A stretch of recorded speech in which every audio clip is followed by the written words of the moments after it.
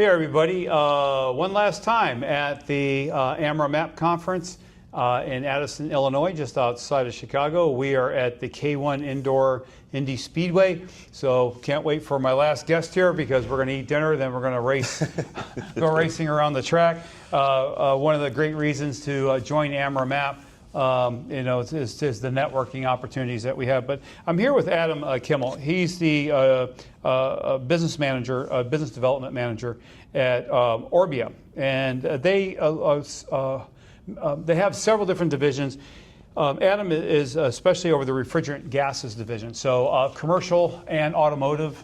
So most of our listeners are the automotive aftermarket industry, auto repair shop owners, independent. Yeah. We personally don't work with the big corporate franchises. Sure. So we normally work with the independent shop owners. So so tell me a little bit about yourself, and then how you ended up working with Orbia. How long have you been with them? I've been with them almost 3 years now. Oh, have you? Okay. Yeah. And so what's your experience in the industry?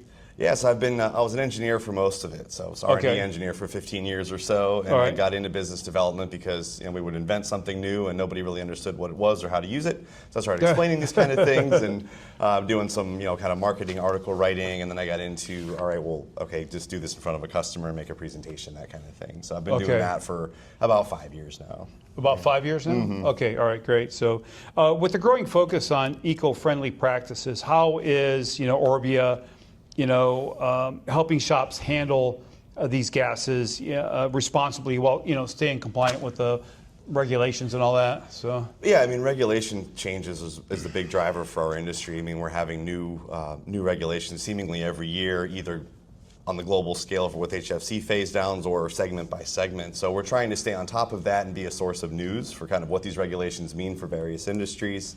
And we're developing new products to address those regulatory changes. So two of the newest ones are R-444A and R-456A for the automotive aftermarket, which kind of help with this HFC phase down. They extend the quota or are a direct replacement for the incumbent refrigerants. So they're more climate friendly, better performing in a lot of cases, and sometimes even more economical. Okay, awesome. So how is your company, does your company gather feedback from technicians and shop owners, to help design products or yes. Yes. Absolutely. Yes. I mean, we've probably had, over 100 conversations over the last couple of years with technicians, service shop owners, aftermarket, people in general, who said we want options. They didn't like having to go from just one refrigerant to a new one. They wanted the choice, make their own decisions, and then have the infrastructure and service equipment reflect that. And so that was really what we responded to in our product development strategy.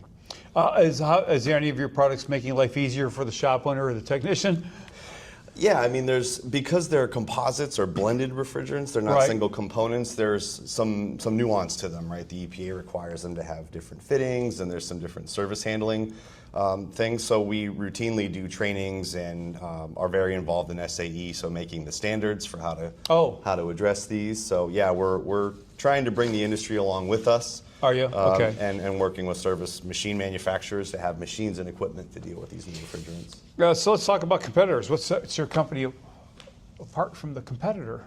Because you're not the only company handling refrigerant gases, right? Yeah, not at all. So I mean, there's a few. One of them I would say is the vertical integration. So we are a vertically integrated fluorine manufacturer. So we have a mine in pretty much the geographic center of Mexico that mines the fluorine raw material out of the ground. Wow. Yeah, and so we post-process that. And we even sell some of the raw material value stream components to our competitors so they can make refrigerants in addition to making it ourselves. Wow. The other one I would say is that our base molecule, many of our competitors use 1234YF, which is an A2L. It's a good refrigerant molecule.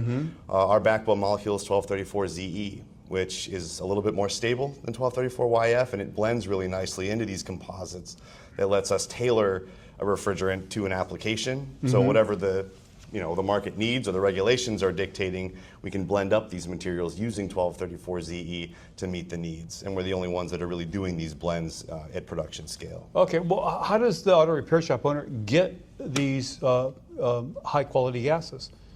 Well, we work with, we sell direct, of course, in bulk quantities, but we work traditionally with the aftermarket through distributor partners and down packers. And so then the down packers work with retailers or with, wherever pro service would go to get the refrigerants in the cylinder level or the can level to to access it. So they'll be everywhere. All right. So to get your company's products specifically, how do they find out what distributors to get them from, or do they go to your website? Do they call? How do they find them? Yeah, I mean they would typically go to their preferred packaging partner, and then they could Specifically ask for Orbia? Yeah. I mean the only way to get R2 refrigerants is by asking them for those specific refrigerant numbers. Right. Okay. So, yeah. Okay. From you guys. Yep, All right. exactly. Yeah. Awesome. So, anything that you can think of that's been key to earning trust of shops and technicians across the country? It's just been being willing to listen. I mean, I think a lot of times in the past, companies sort of dictated, this is what you need, or kind of the we'll tell you what they need kind of mentality. Right. We've been really focused on just discovery, listening to what are the constraints, what do you love, what do you hate, what do you wish was different. If you could design the landscape of what the new refrigerants would look like, what would that be? And then we go and give R&D the challenge and say, this is what we heard from the market, what can you do here? And then we develop those solutions and present it back. So I think really collaborating, kind of partnering with our clients and customers has been a difference. Okay. Anything different with the changes in the hybrids, EVs, anything like that? I really don't know where this is going. I think the battery thing is going to die out. I think it's more of a fad, ecologically disastrous fad. But anyway, personally, where do you think it's going? Yeah, I mean, I can tell you that the momentum it takes to shift from we're going to EV to never mind is impossible. The train is moving this way. So as far as the percentage of that and how many EVs versus ICE, okay, I think that's fully up for debate. What I would say is the legacy refrigerants are not great for EV heat pumps. So if they're going to have heat pumps and there's no combustion engine fueling the heat, then we need a lower boiling point refrigerant. So 1234yf is not good enough for that. So this is why you hear people thinking about highly flammable propane or very high pressure CO2 and things that are very, very disruptive. We need new compressors, new system components. So our refrigerant, specifically 444A, works exactly in YF architectures, but it has that lower boiling point. So it's good for heat pumps. It's more efficient, so it extends the driving range. It's kind of EV proof or ready already, so to say. Okay. So no matter how many of those cars there are, they'll be refrigerant ready for them. So how long have you guys your company been a member of AMRA? Fairly recently. So Chuck Abbott joined our company about a year ago, and Chuck, he's on the board of AMRA, and so he kind of brought us to MAP and AMRA, and so it's been a nice partnership, and it's given us a glimpse further downstream and outside of our kind of refrigerant bubble. Into the aftermarket space. That's what I was going to ask you. How important is the MAP program to your company? Yeah, well, it was something that I went to my first meeting probably a year and a half ago, and I wasn't sure really what to expect. I mean, I'm a refrigerant engineer, right? I'm a calculator head by trade. But it was great to see, where we fit in the broader scope of automotive. I mean, service, like how top of mind are refrigerants? What are some of the other concerns and constraints? And then just the networking and the community and the group here is really encouraging. It's not one of, we know our thing, we don't need to talk to you. It's a matter of let me tell you what we do, what do you do, and how can we work together for the benefit of the consumer. Right, yeah. How does MAP help you build trust with your customers? Oh, for sure. I mean, I think anytime you can get that voice of the aftermarket, either service technician in shop and or voice of consumer, there's authority that you can't really fabricate, right? I mean, we can speak from a position of authority and go, all right, well, we're out there talking to everyone and the industry. We know what we need to do, and we're willing to partner to get that done. Awesome. Why should other organizations join AMRA? I mean, I think it's always good to figure out where you fit in the grand scheme of things.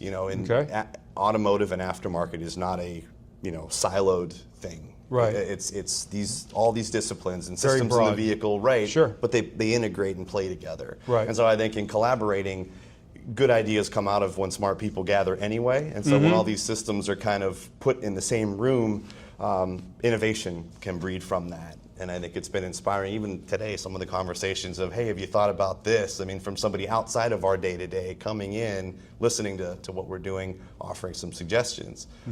It's really, there's no other place to get that I know of. So it's really fantastic. I've had a lot of people say that there's no other room that you can go in and see so many executives at so many companies in the automotive aftermarket industry in one room than in AMRA and MAP. So if you're considering joining, click that membership button and go ahead and get started.